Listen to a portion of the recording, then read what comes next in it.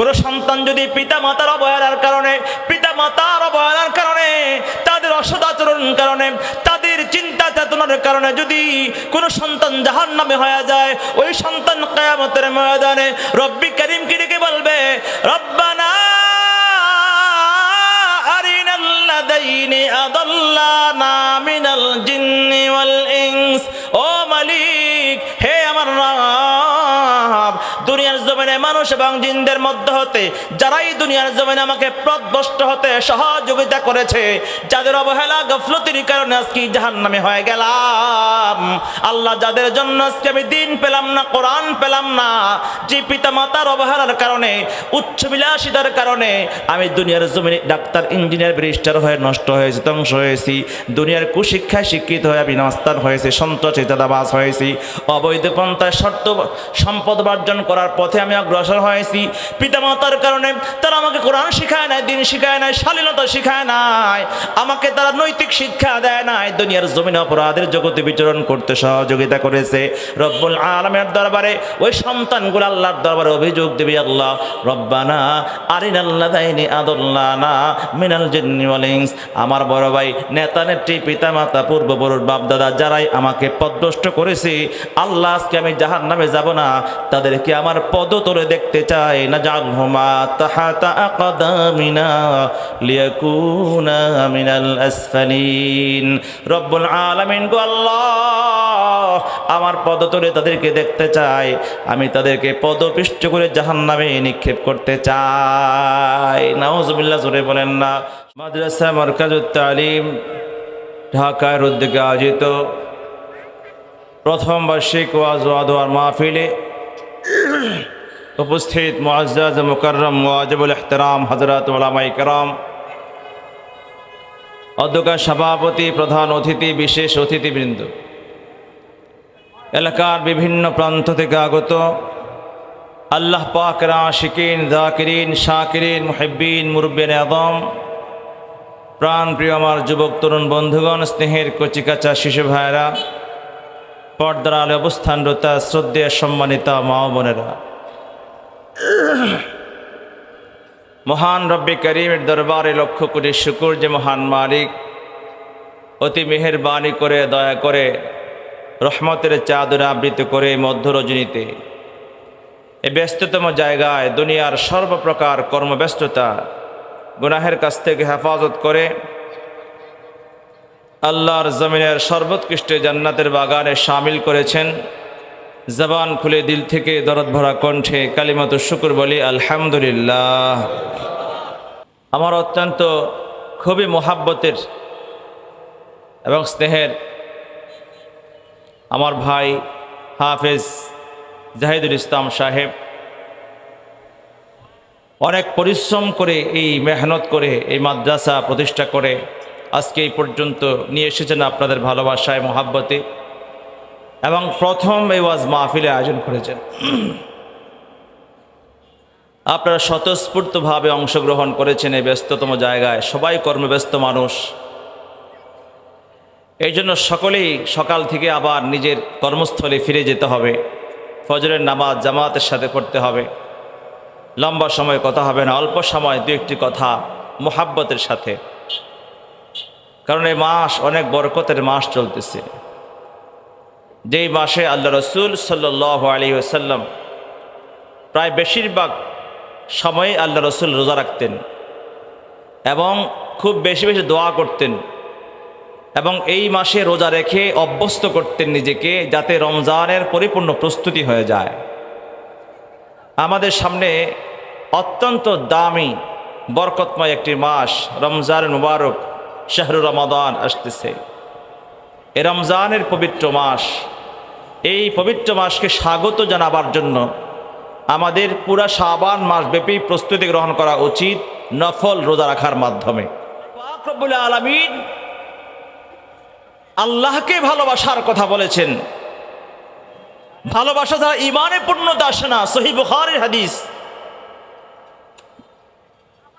قال النبي صلى الله عليه وسلم ثلاث من كن فيه وجد حلاوة الإيمان আল্লাহ রসুল সাল্লাল্লাহু আলাইহি সাল্লাম বলেন, তিনটা গুণ, যেই তিনটা গুণ অর্জন না করলে কোনো মানুষের ভিতরে ঈমানের পূর্ণতা আসে না, ঈমানের স্বাদ আসে না, হালাওয়াতুল ঈমান আসে না, ঈমানের মজা আসে না। ঈমানের মজা থাকলে নামাজে মজা আছে। ঈমানের মজা মানে নামাজের মজা, জিকিরের মজা, তেলাওয়াতের মজা, ওয়াজ মাহফিলে মজা, ওয়াজ মাহফিলে বসে লম্বা সময় দিনে আলোচনা শোনার মজা, ধৈর্য, এগুলো ঈমান থেকে আসে। যদি কোনো ব্যক্তির ভিতরে ঈমানের পূর্ণতা না থাকে, তাহলে সে আল্লাহর গোলামি করে ইবাদত করে কোথাও মজা পাবে না। আল্লাহ নবী সাল্লাল্লাহু আলাইহি ওয়াসাল্লাম বলেন, তিনটা গুণ অর্জন করলে ঈমানের স্বাদ পাওয়া যায়, ঈমানের পূর্ণতা পাওয়া যায়, ঈমানের মজা পাওয়া যায়। আল্লাহ রাসূল বলেন, এক নাম্বার, আইয়াকুন আল্লাহু ওয়া রাসূলুহু আহাব্বা ইলাইহি মিম্মা সিওয়াহুমা, পৃথিবীর সব কিছুর চাইতে আল্লাহ এবং আল্লাহ রসুলকে বেশি ভালোবাসা। সুবহানাল্লাহ, জোরে বলেন। তিন জিনিস, তিন গুণ অর্জন করলে কি পাওয়া যায়? জোরে বলেন, ঈমানের স্বাদ পাওয়া যায়। এক নম্বর, আইয়াকুন আল্লাহু ওয়া রাসূলুহু আহাব্বা ইলাইহি মিম্মা সিওয়াহুমা। সরকার দু আলম বলেন, এক নম্বর গুণ হলো পৃথিবীর সব কিছুর চাইতে আল্লাহ এবং আল্লাহ রসুল তোমার কাছে প্রিয় হবে।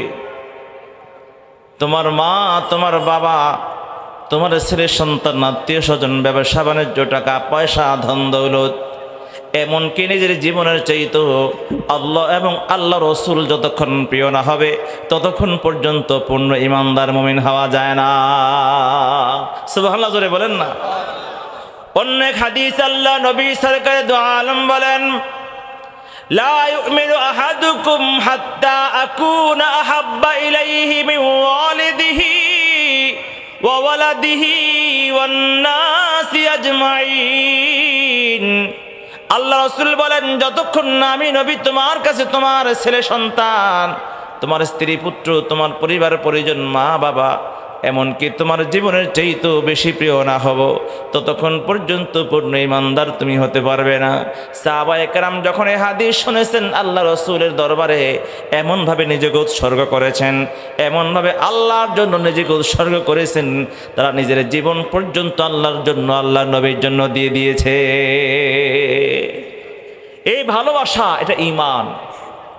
কিন্তু এই ভালোবাসা হতে হবে আল্লাহর জন্য, আল্লাহর নবীর জন্য, বেগানা কো নারীর জন্য, পুরুষের জন্য নয়।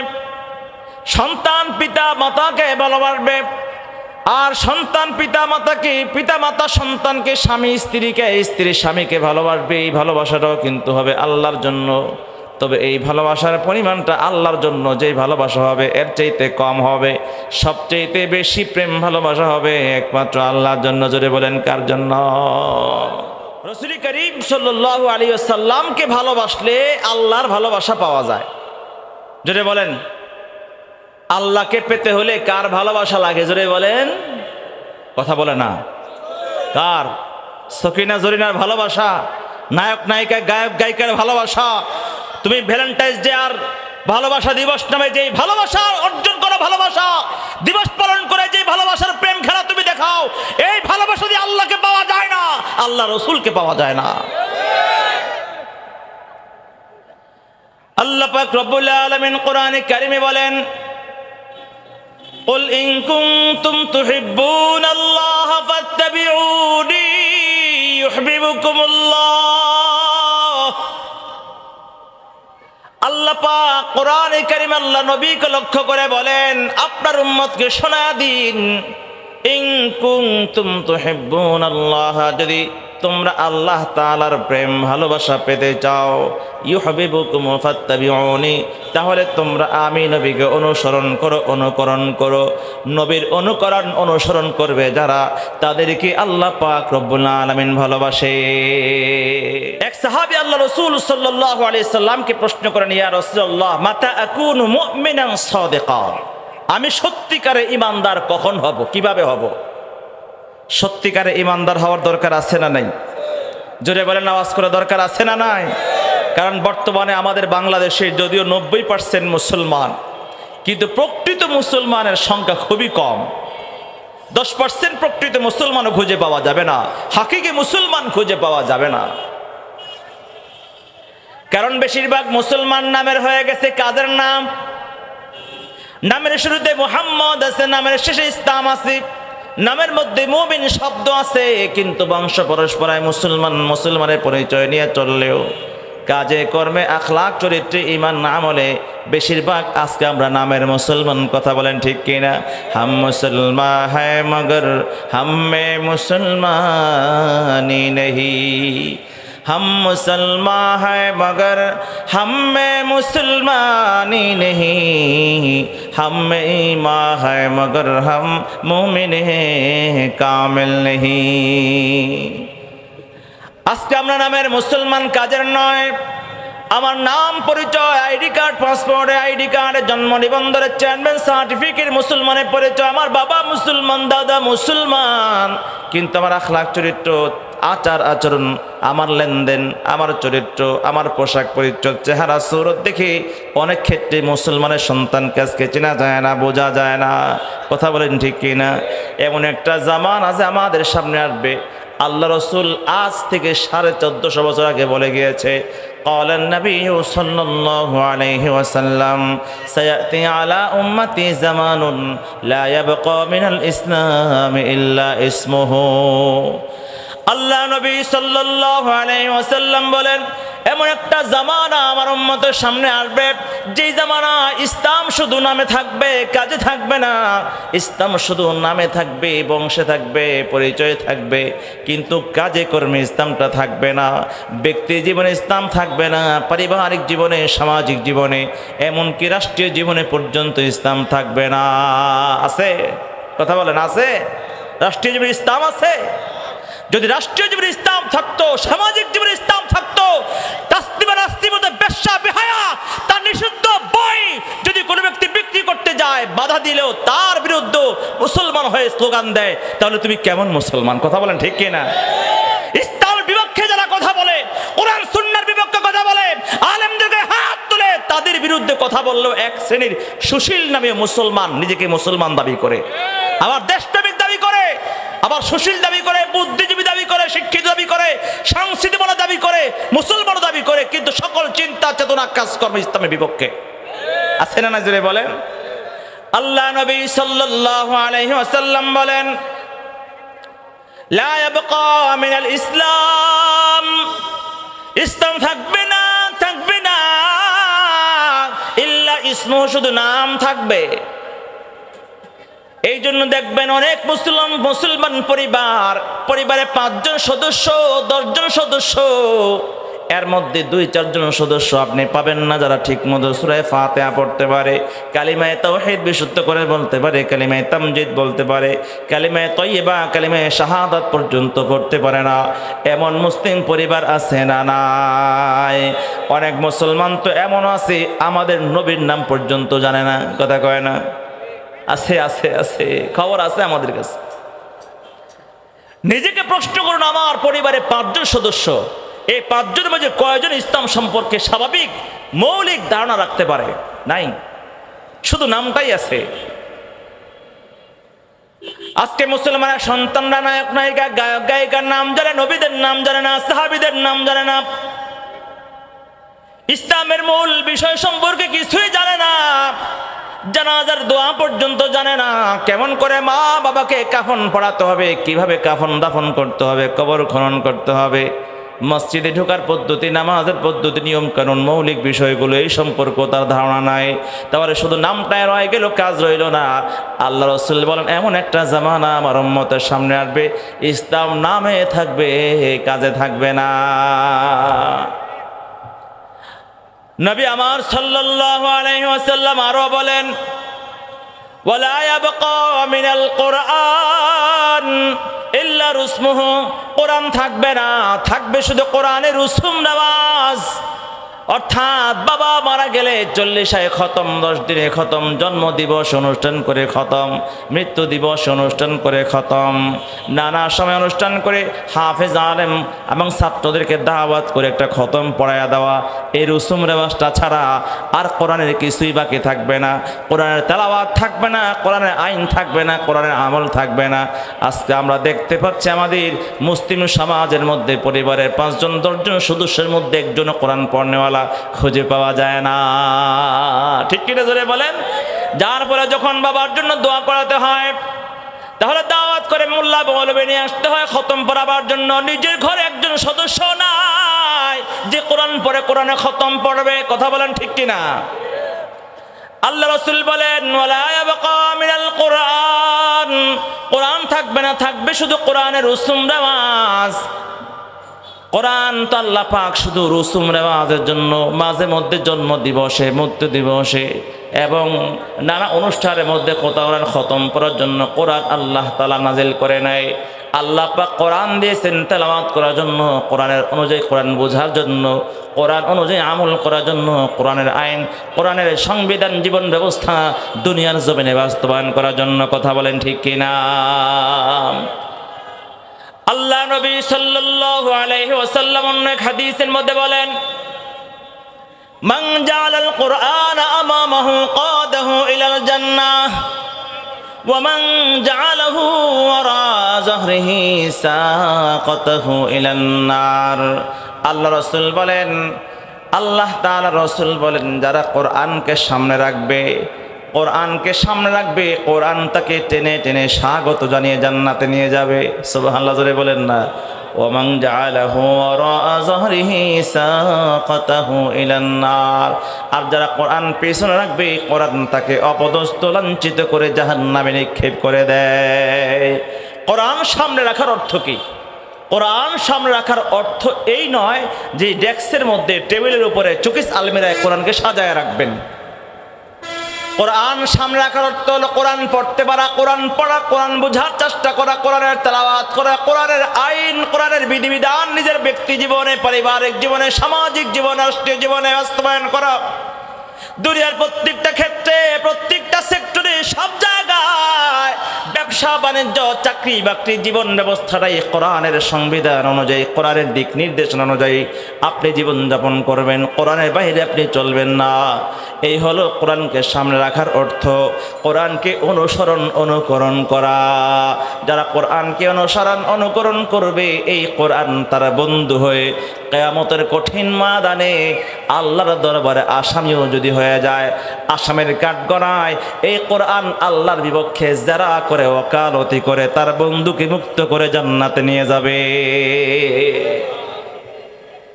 সূরা বাকারার তাফসীরের মধ্যে আছে, এই কোরআন মানুষের রূপ নিয়ে যারা করবে, যারা আল্লাহর সঙ্গে ওকালতি করবে, মোকাবেলা করবে, আল্লাহ সে আমার বন্ধু, কোনোভাবেই তুমি তাকে শাস্তি দিতে পারো না।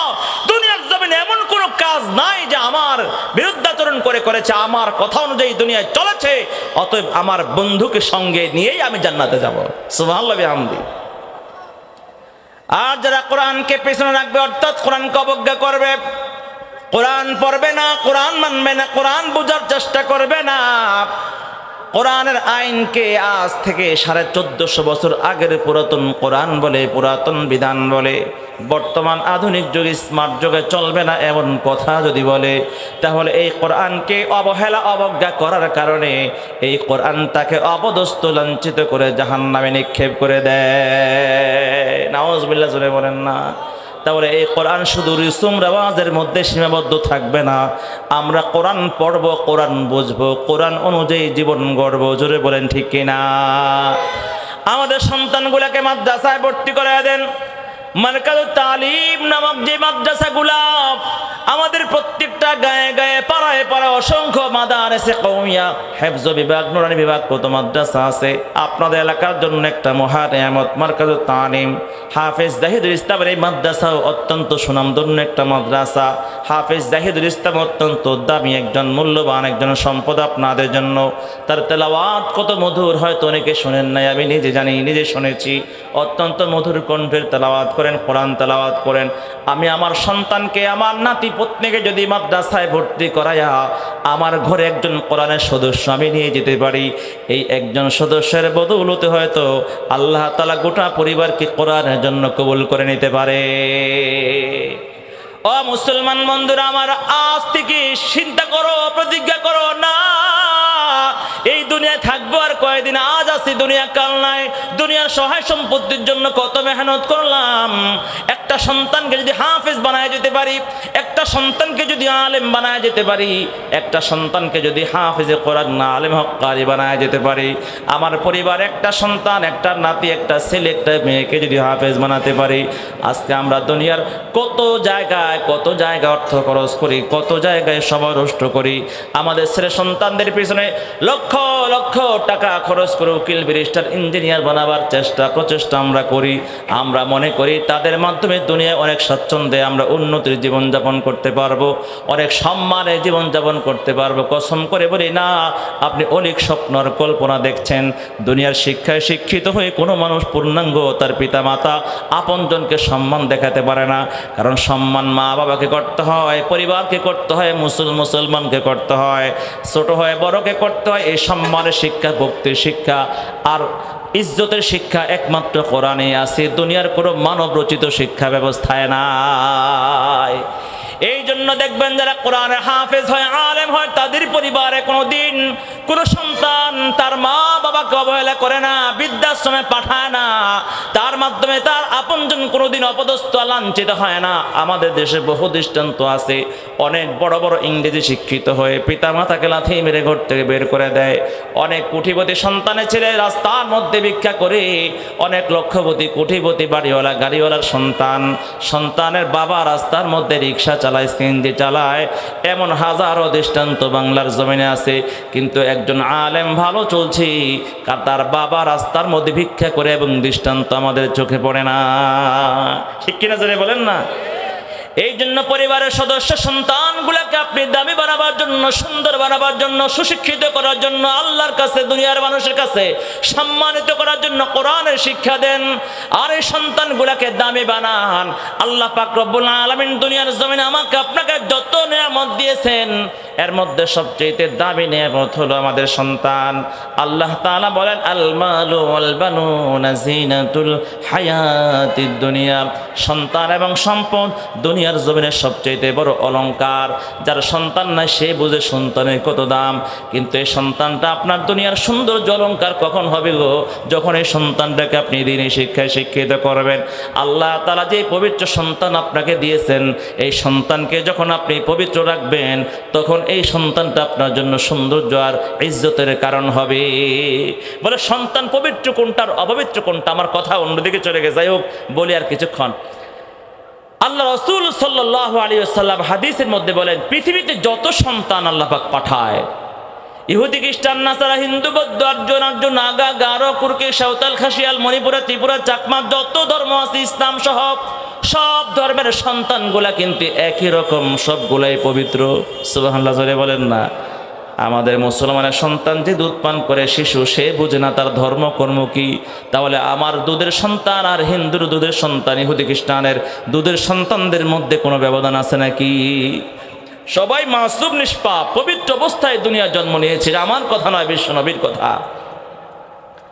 আল্লাহ নবী সাল্লাল্লাহু আলাইহি ওয়াসাল্লাম বলেন, কুল্লু মাউলুদিন ইউলাদু আলাল ফিতরাহ فأبواه يهودانه وينصرانه ويمجسانه। প্রত্যেকটা সন্তান দুনিয়ার জমিনে পবিত্র অবস্থায় আল্লাহ তাআলা পাঠায়। পিতা মাতায় তাকে ইহুদি বানায়, খ্রিস্টান বানায়, অগ্নি পূজক, মূর্তি পূজক বানায়। কারণ একটা ছোট্ট দুধের শিশু তার পিতা মাতার ধর্ম কর্ম সম্পর্কে জানে না। ধীরে ধীরে যখন বড় হয়, পিতা মাতাকে যা করতে দেখে সন্তান তাই করে।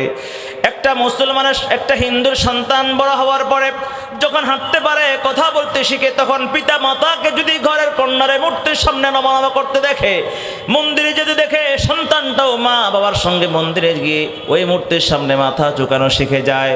গির্জায় গিয়ে খ্রিস্টানের সঙ্গে মাথা ঝুঁকানো শিখে যায়, মন্ত্র পাঠ করা শিখে যায়। আর একটা মুসলমানের সন্তান যখন বড় হয়, তার পিতা মাতাকে যখন দেখে, আজান হয়ে যাওয়ার পরে যায় নামাজ বিছায়া মুসল্লার মধ্যে বসে বসে নামাজ পড়ে, দাঁড়ায় দাঁড়ায় নামাজ পড়ে। সন্তানটা সন্তানটাও পিতা মাতার পাশে দাঁড়ায় নামাজের অনুকরণ করে। সন্তান যখন দেখে তার মা কোরআন তেলাওয়াত করে, সন্তানটা বসে বসে কোরআন তেলাওয়াতের ভান করে, মায়ের হাত থেকে কোরআনটা টেনে নিয়ে কোরআন পড়তে চায়, মা তার হাতে অন্য একটা ছোট্ট বই বা খাতা দিয়ে বলে, বাবা তুমি এটা পড়ো। সন্তান তো কোরআনও চেনে না, বইও চেনে না। ওই বই দিয়ে হাতে নিয়ে সন্তানটা মায়ের ঠোঁটের দিকে তাকায় দেখে মা যেমন করে কোরআনে কারিমের তেলাওয়াত করতে থাকে, সন্তানটাও ঠোঁট নেড়ে নেড়ে এমন করে কোরআনের তেলাওয়াতের প্রশিক্ষণ নেয়। তাহলে মা বাবাকে দেখে দেখে সন্তান কাজ শিখে, আমল শিখে, কথা শিখে, কর্ম শিখে। মা বাবার চিন্তা চেতনা সন্তান লালন পালন করে। তাহলে সন্তান বেঈমান হলো মায়ের অবদান, সন্তান দিনদার হলো মায়ের অবদান, ইমানদার হলো মায়ের অবদান। কথা বলেন ঠিক কিনা? আল্লাহ নবী সরকারে দো আলম বলেন, দুনিয়ার জমিনে যত সন্তান সবগুলাই তো রব্বে কারীম ইমানদার মুসলমান পবিত্র বানায় পাঠায়।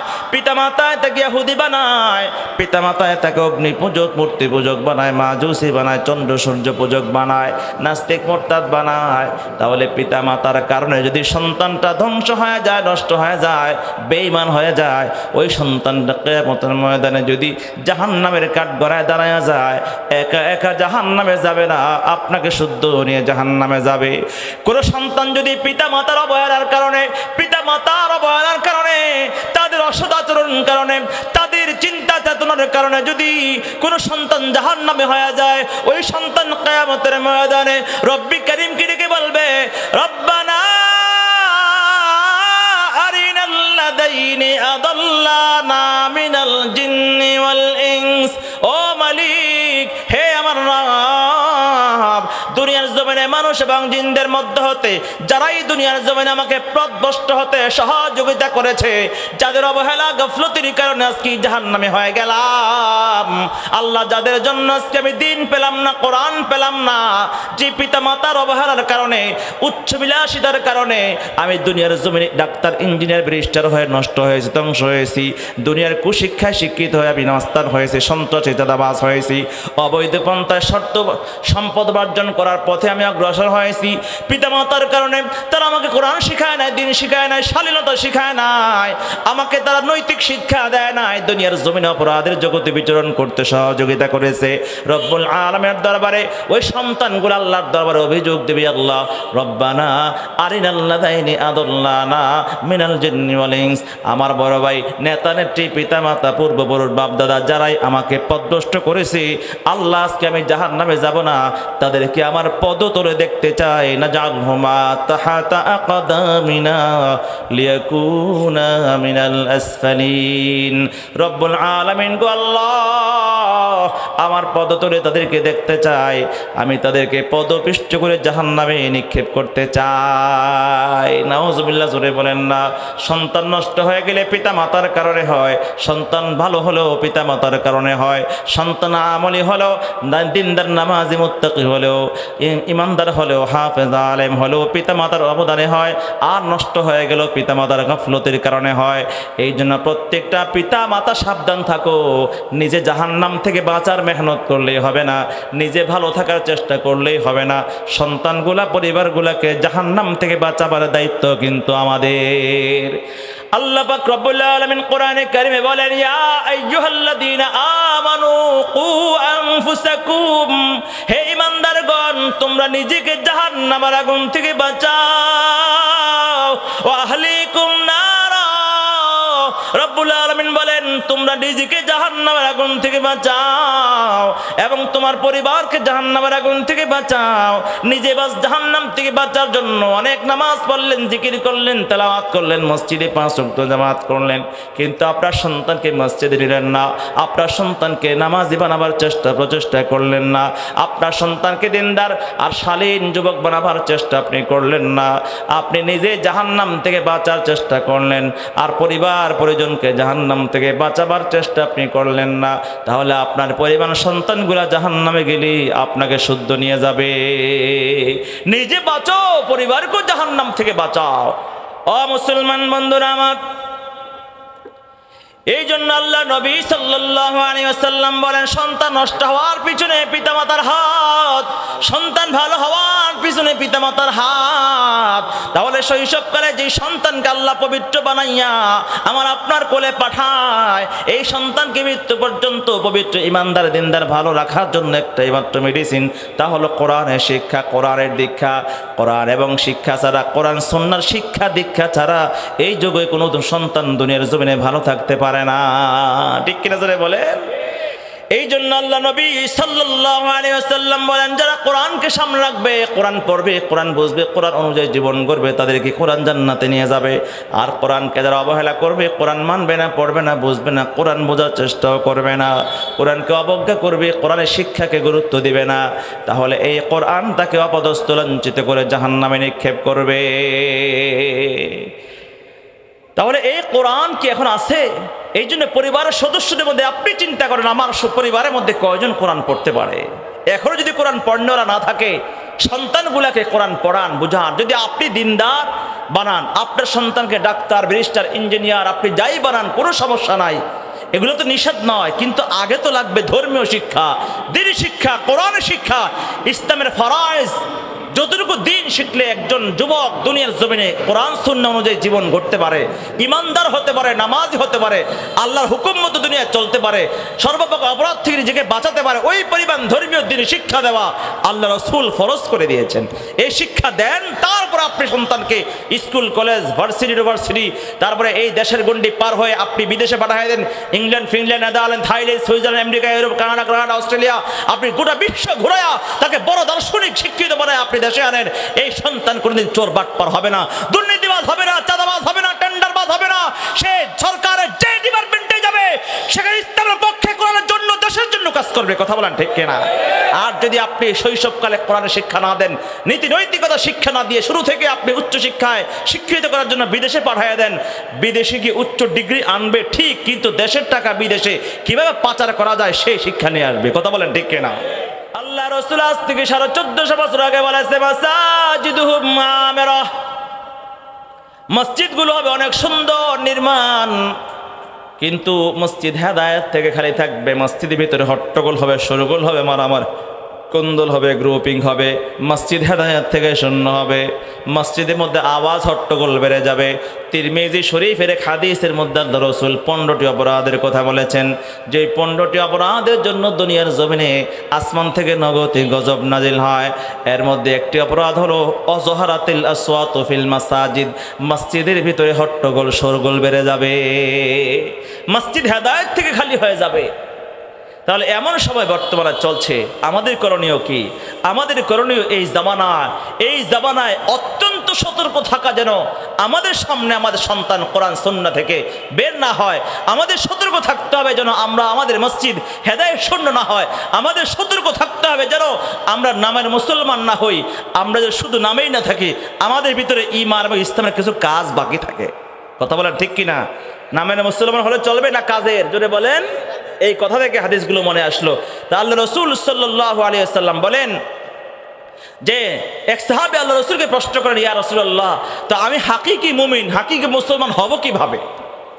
এই নামের মুসলমানের ছড়াছড়ি চতুর্দিকে, তাহলে আমি হাকিকি মুসলমান, কাজের মুসলমান হব কিভাবে?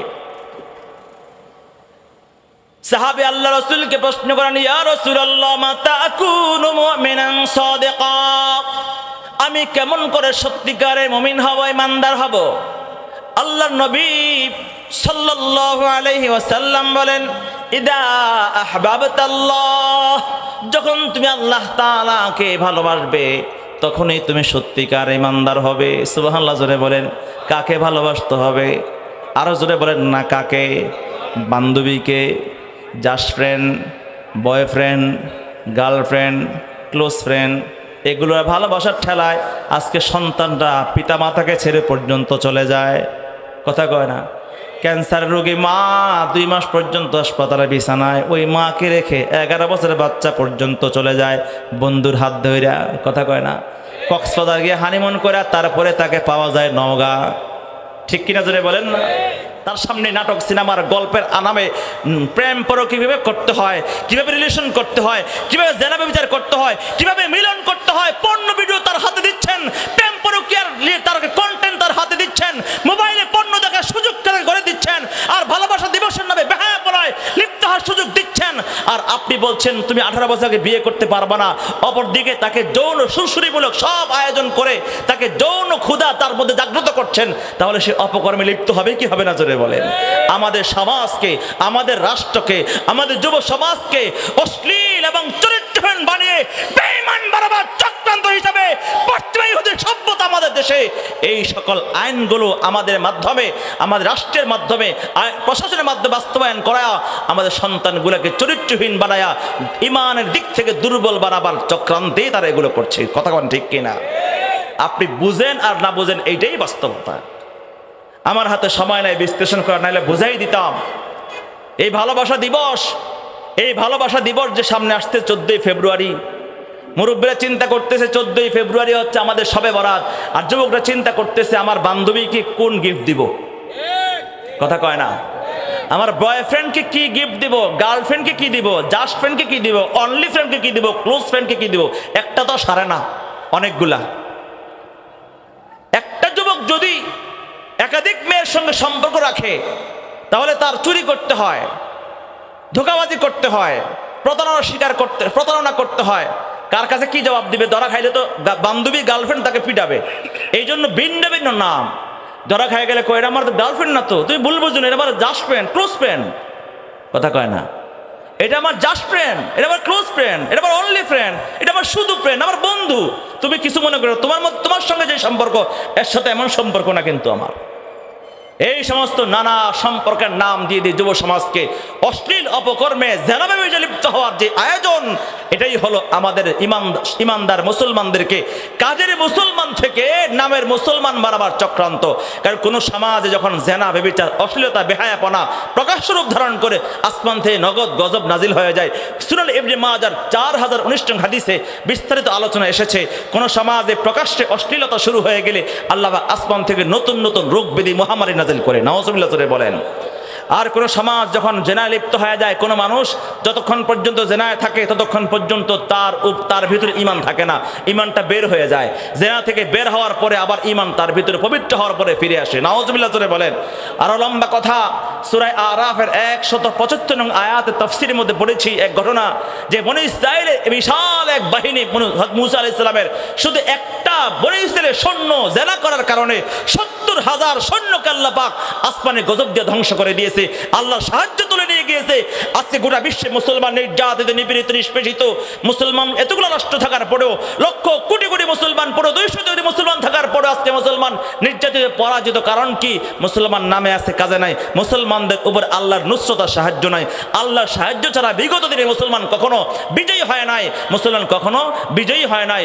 আল্লাহর সাহায্য থাকলে মুসলমান বিজয়ী হবে, আল্লাহর সাহায্য না থাকলে হবে না।